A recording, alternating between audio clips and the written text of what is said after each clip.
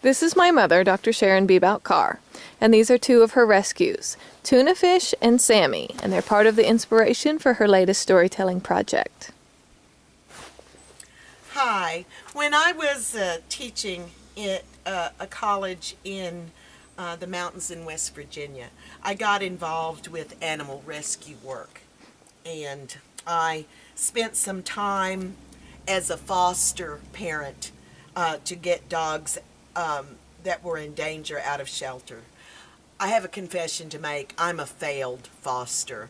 All of those that I fostered became my adopted kids, so that's why I have 5. I'm very concerned about the rate at which dogs go into shelters and don't come out. At the level of apathy that is exhibited by people bringing perfectly healthy, wonderful pets in and leaving them thinking that they will be adopted. Newsflash, they won't. They will be euthanized 9 times out of 10. That is the reality, and it's a reality I work against. So in addition to trying to actively save some myself, I think 5 is about my limit. I'd like to get the word out there and get other people involved in that process as well. The way that I've always dealt with those kinds of issues is to tell stories, to raise awareness. And so I am telling their stories, but I'm putting them in poetry form. So their stories have been put down as poems, and I'm putting together a collection of these poems into a booklet that I hope to sell, and the proceeds go to help animal rescue organizations with whatever that they need to help those animals. I also hope to be able to do readings to make that more visible, make those poems more visible, and make that booklet sell better. So this is where we are with it right now. Maggie has asked me to share one poem from that collection, and I've chosen one that speaks to the issue in a more generic fashion. The poems also include poems that are specifically about each animal that I have. But this one is about dogs in general, and it is called Inconvenient. I had a puppy once who chose to wake me by peeing on my head. My body bears the scars of breaking up squabbles over food or territory, or attempting to comfort an animal who was frightened or in pain. I get my exercise from chasing after dogs who have managed to tunnel under fences, leap gates, or squirt between my legs like watermelon seeds spat out by a child. They bound toward freedom, my round self rolling frantically after an arthritic ball that has lost its bounce. I have lost sleep when a storm rages and they press their trembling forms against me, seeking the only protection they know from the booming crash of thunder.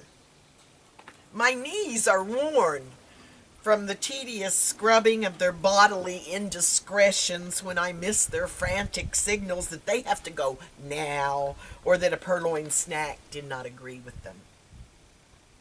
I have traveled 600 road miles to our new home with 5 dogs and the help of a sympathetic vet who provided me with magic pills that caused them to see unicorns peeking shyly out from an emerald forest, necessitating the continual use of my mom arm as I brace them from the result of their unsteady legs.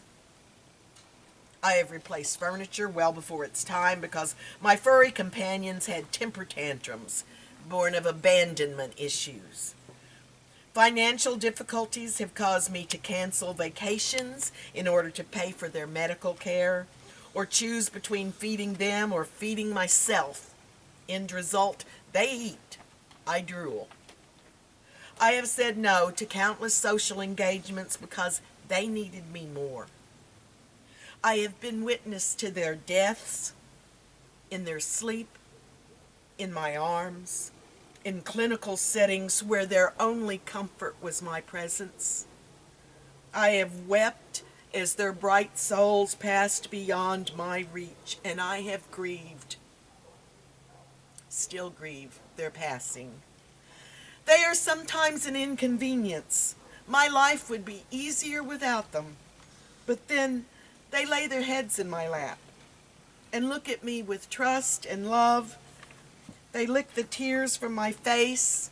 Their antics make me smile.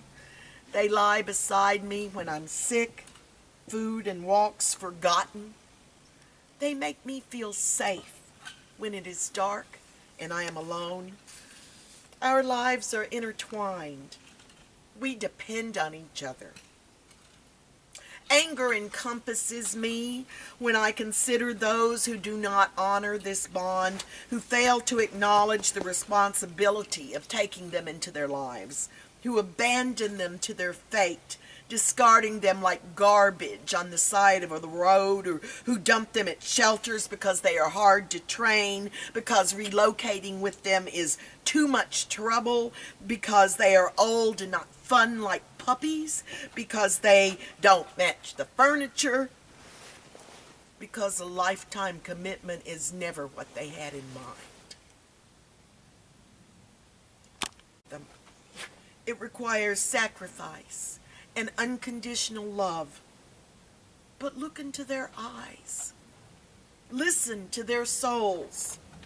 Know the trust they give you. And then tell me they are just a matter of convenience.